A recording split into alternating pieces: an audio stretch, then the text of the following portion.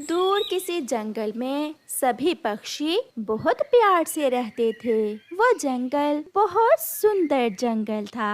वहाँ तरह तरह के फलदार पेड़ थे और पीने को नदी का ठंडा ठंडा पानी भी था। लाल तोता उस जंगल में सबसे बड़ा था, इसलिए दूसरे पक्षी लाल तोते से बहुत प्यार करते थे और उसे बहुत इज्जत देते थे। लाल तोते, मैं आपके लिए फलों का दलिया बना कर लाई हूँ। आप सब मुझसे कितना प्यार करते हैं। मैं बहुत भाग्यशाली हूँ जो मुझे आप जैसे दोस्त मिले। आप बड़े हैं और हमारे सबसे अच्छे दोस्त भी आप ही हैं। ऐसे मिट्ठू तोता, कबूतर या फिर बुलबुल सब लाल तोते को अपना अच्छा दोस्त समझते थे।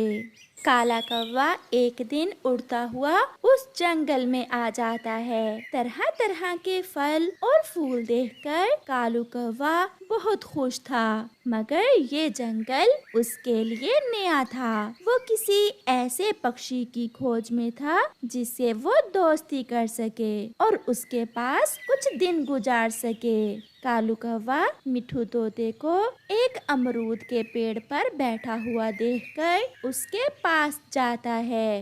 तोते, मेरा नाम कालू कौवा है। मैं हरे जंगल से आया हूँ। अगर तुम्हारा जंगल हरा भरा है तो तुम यहाँ क्या करने आए हो अपना जंगल छोड़कर? मम्मा, मैं यहाँ सैर करने आया हूँ। क्या तुम मुझसे दोस्ती करोगे? हम अजनबियों पर भरोसा नहीं करते क्योंकि मेरे यहाँ बहुत सारे दोस्त हैं और मुझे अपने दोस्तों के होते हुए नया दोस्त बनाने की जरूरत नहीं है। तुम यहाँ से जा सकते हो। कालू कौवा शर्मिंदा होकर वहाँ से चला जाता है। चाचा कबूतर, आज मैंने देखा हमारे जंगल में एक काला कौवा उड़ता फिर रहा था। मुझे तो शक्ल से ही वो कोई फ्रॉडिया लग रहा था। हाँ, मुझे मिट्ठू ने बताया है कि वो मिट्ठू से दोस्ती करने उसके पास गया था। तो मिट्ठू ने दोस्ती कर ली उस काले कौवे से? नहीं, मिट्ठू ने उसे भगा दिया और उसे बताया कि हम सब पक्षी किसी अजनबी पर भरोसा नहीं करते। ऐसे चिड़िया और कबूतर बैठे बातें करते हैं। शाम होने वाली थी। कौवा भी रात गुजारने के लिए परेशान हो रहा था। फिर उसे एक पेड़ पर अपने घर के सामने लाल तोता बैठा हुआ दिखाई देता है। कालू कौवा सीधा लाल तोते के पास जाता है। कितना सुंदर रंग है आपका, कितने प्यारे लाल लाल पंख और चोंच तो किसी दूसरे पक्षी की नहीं है आपके जैसी। कौवा ऐसे लाल तोते की तारीफें करता है। मेरे सारे दोस्त भी मुझसे ऐसा ही कहते हैं। अगर आप हमारे जंगल में होते तो हम आपको अपना राजा बना लेते। कौन सा जंगल है तुम्हारा काले कौवे? सागर के उस पार फूल ही फूल, फल ही फल, नदियाँ, झरने और तितलियाँ हैं हमारे जंगल में। मगर मैं कुछ दिन यहाँ गुजारने आया हूँ। क्या आप मुझसे दोस्ती करोगे? क्या तुम्हारे जंगल में झरना भी है? दो दो झरने हैं हमारे जंगल में, तो मुझे तुम्हारी दोस्ती स्वीकार है। ये सुनकर कालू कौवा बहुत खुश होता है। लाल तोता उसे अपने घर ले जाता है। मीठे फल और नरम नरम दाना खाकर कौवा खुश हो जाता है। दूसरे दिन कबूतर चाचा जब कौवे को लाल तोते के पास बैठा हुआ देखता है तो वो जल्दी से चिड़िया और मिट्ठू को साथ लेकर लाल तोते के पास जाता है। लाल तोते, ये अजनबी कौवा है और हम पक्षी ऐसे अजनबियों पर विश्वास नहीं करते। आपने इसे अपने घर में क्यों रखा है? घर में ही नहीं रखा, हमने तो दोस्ती भी कर ली है। मैं लाल तोते को अपने जंगल में भी लेकर जाऊंगा और लाल तोते को अपने जंगल के झरने भी दिखाऊंगा। ये बुरा नहीं, अच्छा कौवा है, मुझे इससे दोस्ती करने में कोई मुश्किल नहीं होगी। क्या आप इस काले कौवे की खातिर हम सबको छोड़ दोगे? अगर मैं कालू कौवे के साथ झरने देखने चला गया फिर तो सबको छोड़ना ही होगा। पता चल गया, ठंड पड़ गई दिल को। अब आप सब यहाँ से जा सकते हैं। सब पक्षी निराश होकर वहाँ से चले जाते हैं। ऐसे ही कुछ दिन गुजर जाते हैं। कौवा मीठे फल खाता और सारा दिन आराम से लाल तोते के घर में सोया रहता। और फिर आहिस्ता आहिस्ता उस जंगल से मीठे फल खत्म हो जाते हैं और जंगल में सूखा शुरू हो जाता है। लाल तोता कौवे से कहता है, कौवे मेरे दोस्त, अब समय आ गया है कि हम आपके जंगल में जाएं और वहाँ के मीठे फल खाएं। तो फिर आप तैयारी करें, हम आज ही मेरे जंगल का सफर शुरू करते हैं। लाल तोता अपना सामान लेता है। उसके पुराने दोस्त लाल तोते को ऐसे तैयारी करते हुए देखकर फिर से उसके पास आते हैं। क्या आप कहीं जा रहे हैं? हाँ, मैं अपने दोस्त के साथ उसके जंगल में जा रहा हूँ। अब यहाँ तो सूखे दाने के सिवा कुछ नहीं मिलता। आप हमें छोड़कर ना जाइए, कितना लंबा समय हमने साथ गुजारा है। हमें आपकी बहुत याद सताएगी, आप ऐसा ना करें। चल लाल तोते, छोड़ो इन्हें, ये नहीं चाहते कि तुम मेरे जंगल के मीठे फल खाओ और ठंडे ठंडे झरने से पानी पियो। मुझे माफ करना दोस्तों, मैं आपकी खातिर अपने नए दोस्त को नहीं छोड़ सकता। ऐसा कहते हुए लाल तोता अपना सामान उठाकर काले कौवे के साथ वहाँ से चला जाता है। उसके पुराने दोस्त लाल तोते को कौवे के साथ जाता हुआ देखकर रो रहे थे, मगर वो कर भी क्या सकते थे क्योंकि उनका दोस्त तो उन्हें छोड़कर जा चुका था। उड़ते उड़ते लाल तोता और कालू कौवा वीराने में पहुँच जाते हैं। शाम भी होने वाली थी। लाल तोता थक जाता है और वो दोनों दोस्त एक पेड़ पर बैठ जाते हैं। दोस्त, मैं थक गया हूँ और भूख भी लगी हुई है। और कितना दूर है तुम्हारा जंगल? मेरा जंगल अब आने ही वाला है। सागर आएगा और फिर सागर के उस पार है मेरा जंगल। आप यहाँ बैठो, मैं आपके लिए कुछ खाने को लेकर आता हूँ।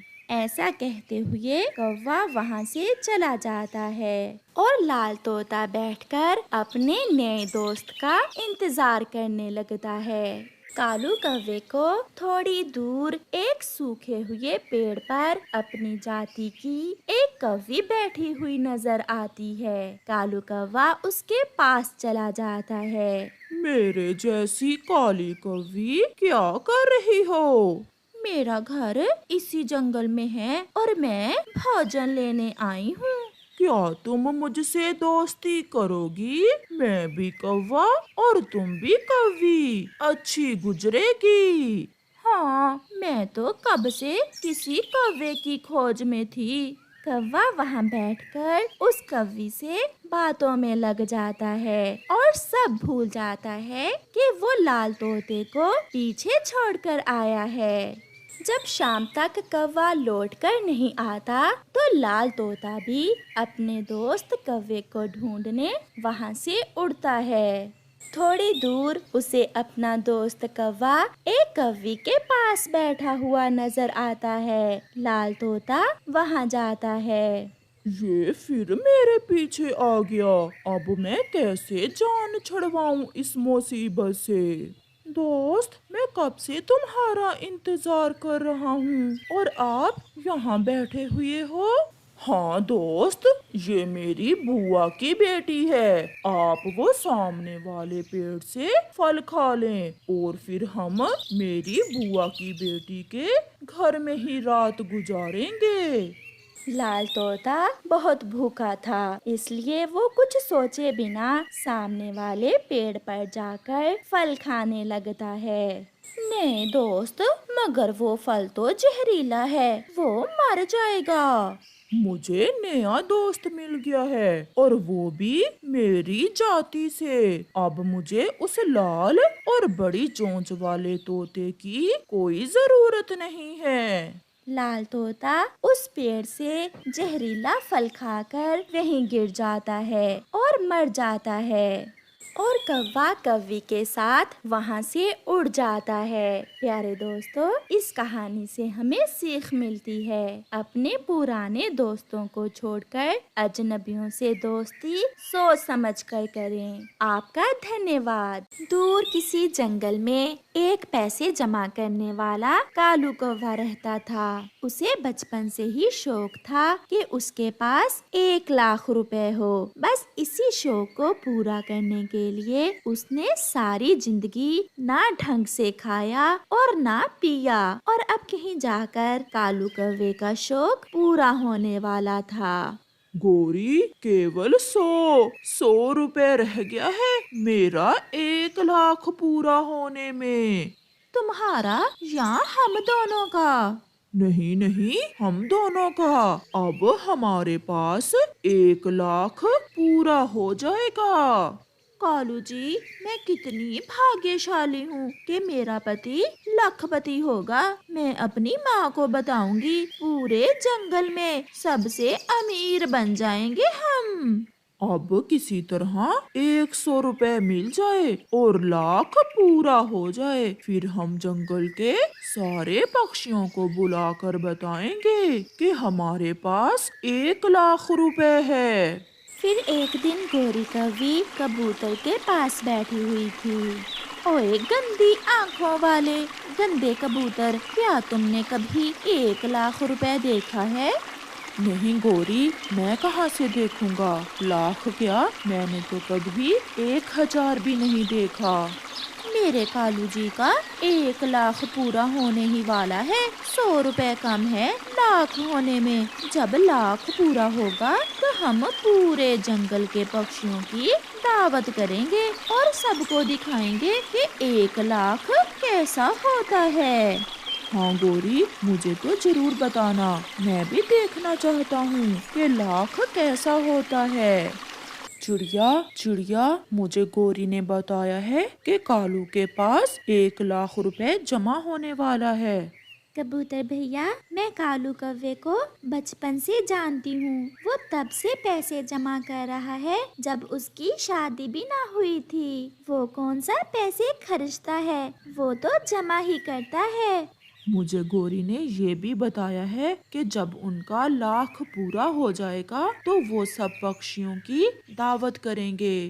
फिर तो मैं भी जरूर जाऊंगी कालू कौवे और गोरी कौवी का 1 लाख रुपए देखने। अपने घर में कालू कौवा और गोरी कौवी रात को बैठे हुए थे। गोरी, अभी किसी को बताना ना कि हमारे पास 1 लाख रुपए पूरा होने वाला है। जब पूरा हो जाएगा तो फिर सबको बताएंगे। गोरी कौवी तो हर किसी को बता रही थी, मगर वो अपने पति से झूठ बोलती है। नहीं नहीं कालू जी, मैं कोई पागल हूँ जो सबको बताऊंगी। बस कल अपनी माँ को बताकर आऊंगी, मेरी माँ बहुत खुश होगी। दूसरे दिन गोरी कौवी अपनी माँ वाले जंगल चली जाती है। माँ माँ, पता है मेरे कालू जी कुछ दिनों बाद लखपति बनने वाला है। अच्छा, कितने पैसे हैं कालू के पास? माँ, 1 लाख होने में केवल 100 ही रह गया है। कमबख्त, वो 100 ही नहीं मिल रहा। अगर आपके पास है तो आप ही दे दें। नहीं गोरी बेटी, मुझसे तो अब कोई चोरी भी नहीं होती। मेरे पास 100 कहाँ से आएगा? गोरी कौवी अपनी माँ से मिलने के बाद पड़ोस में लाल तोते के पास जाती है। लाल तोते, मैं तुम्हें दावत देने आई हूँ। किस बात की दावत? क्या कालू का जन्मदिन आ रहा है? नहीं लाल तोते, मेरे पति जी के पास 1 लाख रुपए पूरा होने वाला है। जब पूरा होगा तो हम सब पक्षियों को बुलाएंगे। अच्छा, तो कब तक हो जाएगा पूरा 1 लाख? केवल 100 रह गया है हमारा लाख पूरा होने में। अगर तुम्हारे पास 100 है तो मुझे दे दो। ना भाई गोरी, मेरे पास 100 कहाँ से आया? जब से ठंड शुरू हुई है मुझे तो अच्छे से भोजन नहीं मिल रहा। 100 कहाँ से आएगा? फिर गोरी वहाँ से वापस लौटती है। रास्ते में जाते हुए गोरी कौवी को 2 उल्लू बेरी के पेड़ पर बैठे हुए दिखते हैं। गोरी उनके पास जाती है। उल्लू जी, आप भी आ जाना। कहाँ कहाँ आ जाना गोरी? दावत पर। और कहाँ, हम कुछ दिनों तक सब पक्षियों की दावत करने वाले हैं, क्योंकि मेरे पति जी के पास 1 लाख रुपए जमा हो गया है उस खुशी में। अच्छा, तो फिर कब आए? केवल 100 कम है। अगर किसी तरह वो 100 मिल जाए तो फिर हमारा 1 लाख पूरा हो जाएगा और हम लखपति बन जाएंगे। वो उल्लू बहुत शैतान थे। दूसरा उल्लू गोरी से कहता है, ये लो 100 रुपए, आप मुझसे ले लो और अपना लाख पूरा कर लो। मेरे किसी काम का नहीं है ये 100 रुपए। 100 रुपए देखकर गोरी बहुत खुश होती है। उल्लू जी, आपने तो मिनटों में हमारा लाख पूरा कर दिया। अब हम कल ही सब पक्षियों की दावत करेंगे। इतने पैसे कहीं छुपा कर रखना, ऐसा न हो कि कोई चोर तुम्हारे पैसों के साथ साथ मेरा ये 100 भी चुरा कर ले जाए। हमने पैसे अलमारी में छुपा कर रखे हुए हैं, तुम चिंता ना करो, अब कल आ जाना। ऐसा कहते हुए गोरी कौवी उल्लुओं से 100 रुपए लेकर वापस होती है। कालू भी लाख पूरा करने के चक्कर में फिर रहा था जब एक बूढ़ी फाख्ता कौवे को नजर आती है, जिसके पास 100 रुपए था। अगर इस बूढ़ी फाख्ता से 100 रुपए मैं छीन लूं तो मेरा लाख पूरा हो जाएगा। ऐसा सोचते हुए कालू कौवा बूढ़ी फाख्ता के पास जाता है और पीछे से जाकर उससे 100 रुपए छीनकर भाग जाता है। रुको रुको, कौन हो तुम? कीड़े पड़े तुम्हें? मैं तो इस 100 रुपए से अपनी दवा लेने जा रही थी। मगर कालू तो बहुत दूर निकल गया था। कालू कहाँ थे? देखो, मैं अपनी माँ से 100 रुपए ले आई हूँ। हमारा 1 लाख पूरा हो गया और हम लखपति बन गए। लाख नहीं, लाख से 100 रुपए ऊपर। मैं भी बूढ़ी फाख्ता से उसका 100 रुपए छीन लाया हूँ। अच्छा, तो किस्मत ने बहुत साथ दिया। एक ही दिन में 200 मिल गया। चलो 100 से हम पक्षियों की दावत का इंतजाम करते हैं। मेरा सपना पूरा हो गया। फिर मैं कल की दावत दे आती हूँ सब पक्षियों को। हाँ, तुम जाओ और मैं पक्षियों के लिए दावत का इंतजाम करता हूँ। फिर गोरी सबको बता देती है। वो कबूतर को बताती है, बुलबुल को बताती है, मिठू तोते और चिड़िया के पास भी जाती है। चिड़िया, कल जरूर आना। कल हम अपना लाख पूरा होने की खुशी में आप सबकी दावत कर रहे हैं। मैं जरूर आऊंगी। ऐसे गोरी सबको बता देती है। जंगल में रात भी हो जाती है। चल भी बड़े, कालू कौवे का लाख हमारा इंतजार कर रहा है। अब हमें लखपति बनने से कोई नहीं रोक सकता। गोरी कौवी की अलमारी से लाख रुपए चुरा लाते हैं। फिर वो उल्लू रात के अंधेरे में गोरी और कालू के घर जाते हैं। कौवा और कौवी सोए हुए थे। उन्हें ये तो गोरी ने ही बता दिया था कि उन्होंने अपना लाख रुपए कहाँ रखा है, इसलिए वो अलमारी से पैसे निकालते हैं और भाग जाते हैं। सुबह हो जाती है। आग जल रही थी, देग पक रही थी, सब पक्षी आगे थे। आप सब आगे हो। कबूतर अपनी गंदी गंदी आंखें साफ कर लो, क्योंकि मैं अब आप सबको अपना लाख रुपए दिखाने वाली हूँ। और चिड़िया, तुम भी अपना दिल पकड़ लो, कहीं 1 लाख इकट्ठा देखकर मर न जाना। अब जल्दी से दिखा भी दो, कब से हम इंतजार कर रहे हैं।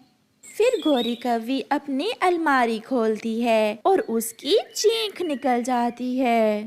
कालू, कालू, हम लुट गए। अलमारी में 1 रुपए भी नहीं है। क्या? गोरी, ध्यान से देखो। कालू, नहीं, यहाँ कुछ भी नहीं है, एक चिट्ठी पड़ी है।